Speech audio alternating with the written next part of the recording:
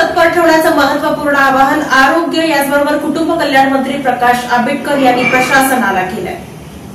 आरोग्य सेवा तत्पर ठेवण्याचे आरोग्य मंत्र्यांच्या सूचना। आरोग्य सेवा हा लोकांच्या आरोग्याशी संबंधित संवेदनशील विषय आहे। ही सेवा तत्पर ठेवण्याची जबाबदारी आरोग्य यंत्रणेत काम करणाऱ्या सर्वांचीच आहे।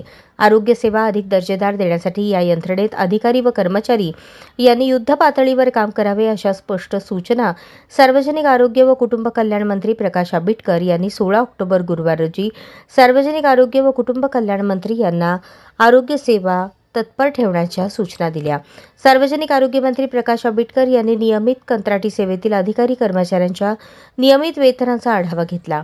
बैठकीस आरोग्य सेवा आयुक्त कादंबरी बलकवडे, संचालक लेखा अभिजित पाटील यांच्यासह आरोग्य विभागाचे वरिष्ठ अधिकारी उपस्थित होते।